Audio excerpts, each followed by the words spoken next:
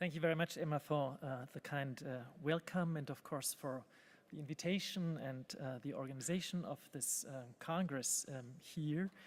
I feel privileged to speak to you today on the views the European Parliament has on the covered bonds markets and the upcoming covered bonds framework that we will probably decide on in 2018, as Mr. Millerot has already pointed out earlier this morning. Before I come to the issues at stake, let me perhaps explain to you what sort of the balance of powers between Commission and Parliament and Council is, and where my role as a rapporteur of the Parliament lies. The co-legislators are the Parliament and the Council.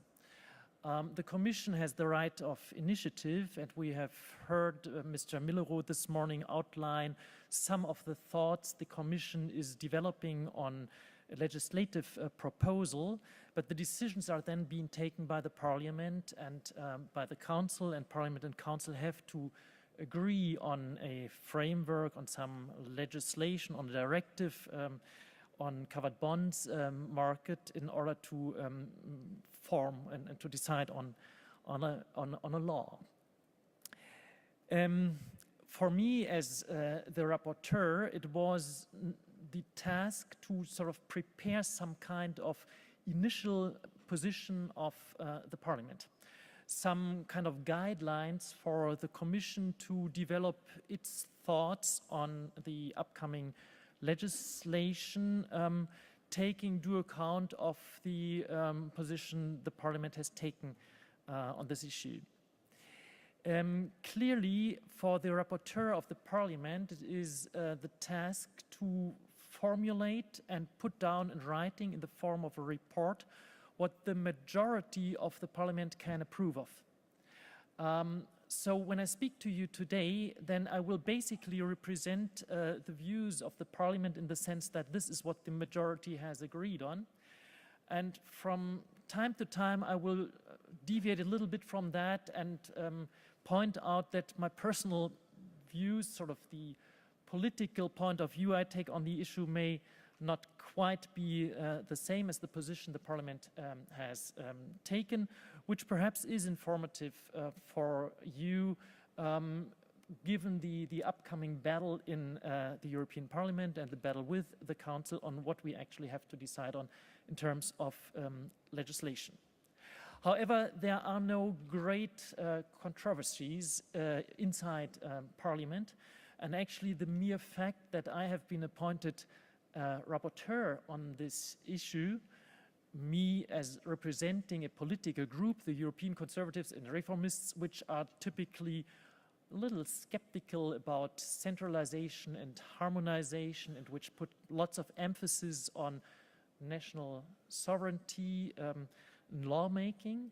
The fact that I've been appointed rapporteur is some indication that the European Parliament, which typically in its majority is quite fond of harmonizing and centralizing competences, has in this particular field of covered bonds market a much more relaxed approach, which I certainly appreciate. So what I'm going to do now is that I will first give you sort of the general line of thought behind my report, or better, the Parliament's report, and that I will then move on to some specific issues as time allows. Now, on the general lines, the views of the Parliament on covered bonds can basically be summarized in 3 points. We view covered bonds as convenient and efficient debt instruments for the issuing institutions. Second, we find that these are debt instruments which are reliable assets for investors, in particular for financial institutions. And third, as Mr. Millerot has already emphasized as well this morning, we think that CB markets work well under the mostly national legislation that we currently have, that there is a great degree of cross-border investment, Unlike the Commission, we do not see evidence of market fragmentation, but we see a healthy product diversity which should be maintained. Hence, the approach taken by Parliament is that we do not want to interfere with national legislation and that we do not want to regulate or restrict product diversity. I would like to be very clear on this issue here because I have seen the word harmonization on several occasions when scanning through the program of this day, and I've noticed the concern you've had about over-regularization when this poll was taken earlier this morning, where I think 1/3 of participants thought that this is the greatest threat to covered bonds market. So I want to be very clear on that. We are not going to harmonize. We are not going to regulate. We are not going to restrict product diversity. This is absolutely not the intention of the European Parliament. And here I'm really speaking as the Parliament's rapporteur and not only as myself, as an MEP with certain political positions. Parliament was quite united in its view that we do not want to touch national legislation and that we do not want to harmonize or regulate a market which actually functions well. This said, what exactly are we going to do? What is the EU about to do, and why are we going to do anything at all? Well, I have been very clear in saying that we do not want to touch the freedoms markets currently have under the specific national laws. We do emphasize that we as the EU legislators also must have the freedom to adapt our financial services regulation, our prudential regulations, in particular with respect to banks, in the way we see fit. So what the issue is actually is that we observe that the covered bond market is developing, a healthy sign, is developing innovations, is bringing out new products, and that we have to review our prudential banking regulation in order to check whether all the products which claim to be covered bonds still satisfy the prudential requirements that we associate with safe assets, which we give regulatory preference to in our prudential regulation. So the issue is not about regulating the market or about restricting the freedoms to develop new products. Basically, the industry can develop whatever product they want to, and we are not going to restrict this freedom. But the issue is what type of products are we going to give our regulatory preference to? And in that sense, of course, we know we do interact with markets because we will set incentives. And we want to set the incentives in such a way that we privilege those products which are safe and highly liquid. We do not want to incentivize any other kind of products. They may be developed and you may market them the way you want to, but we may decide that they do not deserve the same kind of preference that other products receive. This said, let me perhaps point out what the basic structure of the initiative report of the European Parliament is. We have proposed that we distinguish 3 different types of assets by proper names, calling sort of the highest class the premium covered bonds, then a second class ordinary covered bond, and a third class ESN, European Secured Notes. This 3-tier approach is not exactly what would be the logical consequence of current EU legislation, because what we have in mind for ESNs is actually covered by the UCITS definition already today in EU law and would have or may be run under the label of a covered bond as well. UCITS basically just speaks about some kind of institutional properties an asset, a covered bond, even though UCITS doesn't even mention the term covered bond, should have. It does not restrict the range of admissible collateral in any way. So that there are lots of possibilities to develop products which use sort of non-standard types of collateral in the future in order to sell products which claim to be covered bonds. And the position of the Parliament here is that we encourage national lawmakers to draw some very clear lines which distinguish assets in the cover pools by their riskiness and by their liquidity or illiquidity, reserving sort of the higher risk type assets, say SME loans or infrastructure loans, two asset classes which we mentioned explicitly in my report, to the concept of European secured notes in order to preserve the high quality of what is currently labeled a covered bond. This is not necessarily the case today. We know that we have covered bonds which make use of these type of cover pool assets, but we would find it a positive development. We would think that it would increase transparency in the market if we could have national legislation which draws a clear line between these type of cover pools and the more traditional types of cover pool which relate to government bonds or mortgages.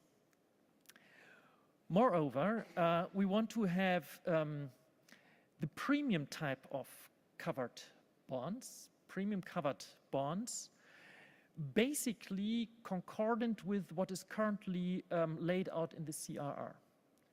While UCITS is a very, very vague form of a definition of a covered bond, perhaps it's not even a definition at all, the CRR is fairly clear in what type of debt instruments qualify for the regulatory preference the CRR grants.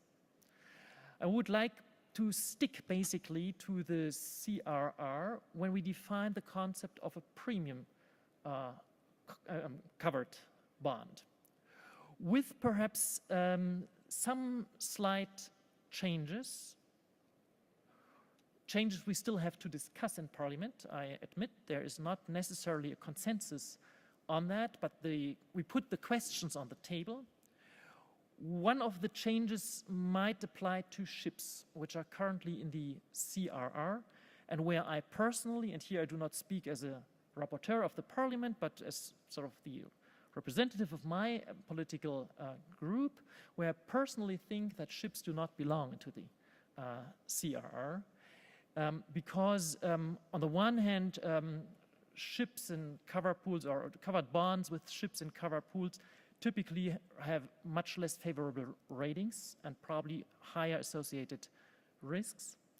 And second, and from my point of view more important, it is very difficult for me to understand why we do give privilege to ships in the CRR, but we do not give privilege to other types of, say, transportation like airplanes or high-speed trains or whatever you might think of, bus fleets, lorry fleets or something like that, so that in terms of competition policy, we give a privilege to one particular private sector activity, whereas other competing private sector activities do not get the same type of privilege. And I personally think that this should be corrected, but this is a minor point in the discussion. We noted that the Commission and the EBA should review this issue of ships in the CRR. The second issue which may arise is the development in the covered bond markets on maturity extensions. The CRR is completely silent on maturity extensions, simply because this was not a major market feature at the time when the CRR was written. But now where maturity extensions, soft bullets, and CPT have gained such a popularity, we clearly have to think about that. Because from the point of view of prudential regulation, it is a concern that issuer risk is being shifted to investors. And again, I may perhaps take a position here more critical than the majority of the parliament, but we have discussed it at length and we have come to a certain point of view in the report. We would not like to give privilege, regulatory privilege, to debt instrument which lead to spillovers which might have systemic consequences. So if it is the case that issuer risk is being shifted to the investor side by maturity extensions, and this question still needs to be studied, or we have to study the extent by which this is true, then we are concerned there. And we have therefore asked in the report that maturity extensions or covered bonds with maturity extensions qualify for regulatory preference only if maturity extension is limited to the cases of insolvency or resolution of the issuer, and only with approval of a supervising European authority, probably the EBA. I would also like to mention some things which are not in my report, even though there is some pressure for doing that. One thing being the matter of minimum over-collateralization. Personally, I think that a minimum OC level does not make much sense, because OC needs to be studied in conjunction with LTV ratios and with methods of asset valuation. So some type of lump sum minimum OC level, like the EBA has introduced it into the discussion of 5% or something like this, is, according to my views, and this view was shared among other shadow rapporteurs from other political groups, overly simplistic. So we have abstained from introducing any demands for having a minimum OC in the future EU covered bonds framework. We have asked national lawmakers to make sure that OC is there, that there's some degree of OC, but we have not specified, and we do not want to specify how much over-collateralization should be applied. The second point the report is silent about is the development in terms of green products. I've just attended a session on that, and from other talks I've had, I know that this is hotly debated and perhaps a promising market for many issuers. But we have not made any statement about favoring green covered bonds. And I think this is the right way to approach it, because there are only two possibilities to think about prudential regulation. Either we focus on economic characteristics of a product, or we focus on political objectives. We cannot combine the two.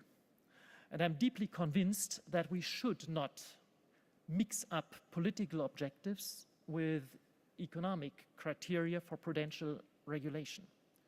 If green products, green covered bonds satisfy the economic standards, the standards in terms of safety and liquidity of collateral, then it's fine, but then it is irrelevant that they are green bonds. But if we were to give regulatory preference to products simply because they are green, saying that they would not receive this regulatory preference if they were not green because they do not satisfy certain minimum standards in terms of safety and liquidity, then we would compromise our intention to safeguard financial stability. Plus, I'm somewhat concerned about this whole discussion, which is well underway as far as I understand, also in the Commission, that if we once open the door to political objectives, then green bonds will only be the first political objective which is introduced into the debate, and others will follow. We will have political objectives, I don't know, perhaps on sustainable development goals, or on microcredits, or on fair trade, or on LGBTI issues, something like that. And this, I think, would mess up greatly a market which actually has a good reputation because of its safety, of the safety and liquidity of its products. And we should keep our emphasis on exactly these economic characteristics. The third point, and this is perhaps where I would like to conclude, is an omission of my report, which I deeply deplore, but coming from a rather small group in the European Parliament. So the ECR is third largest, but it is just the largest of the smaller groups in the European Parliament. I didn't get a majority for that. This omission is a clear statement about the distortion of competition which we have due to the fact that government bonds have zero risk weights and covered bonds have positive risk weights. We have in the report a tiny passage, which is all what was left over from a much clearer passage I had in my draft report, which says that risk weights should reflect underlying market assessments of risk. But you really have to know sort of what the background of the discussion was, which led to this wording. We acknowledge that this is not always the fact due to certain circumstances. So currently, Parliament is not willing to tackle the issue of this type of market distortion, which actually from a prudential regulation point of view is one of the most pressing issues I think we should discuss and decide on in Parliament, but which for political reasons is currently just blocked. Nevertheless, the market distortion is there, and I think it is to the disfavor of covered bond markets, and political representatives are well aware of that. Actually, there is quite some sympathy for removing this distortion, not only in the groups of the center-right, so ECR and Christian Democrats, European People's Party, and the Liberals, but also in parts of the Green Group.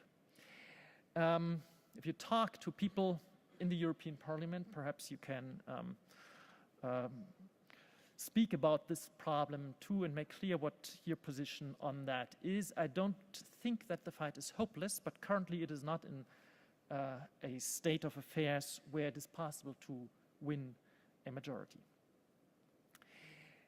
I think I have almost exploited my time, so let me just point out one last thing. I have focused on the desire of the European Parliament to keep up with developments in the covered bonds market from the point of view of prudential regulation, from the preference we grant in our financial services regulation to the covered bonds. There is one other aspect of EU legislation which was already emphasized by Mr. Millereau this morning. We also want to have something like a gold standard of covered bonds as an example for emerging covered bonds market either in the European Union or elsewhere in the European Economic Area or elsewhere in the world. So we think that it is good if we promote the product of covered bonds by saying what exactly are the principles covered bonds must fulfill in order to benefit from regulatory preference. Mr. Millerow has here used the word a European covered bond label. And he stated that this was something which was in Parliament's report. This is not actually the case. I have to correct him here. The wording European covered bond label does not pop up in our report. But what we do have, and what perhaps Mr. Millerow has interpreted as a European covered bond label, and what perhaps the Commission wants to develop into a European covered bond label, are the principles that we have talked about, which qualify for regulatory preference. I do not deny that you could develop this idea of principles in that way of a European covered bond label. Nevertheless, our wording was considered thoroughly.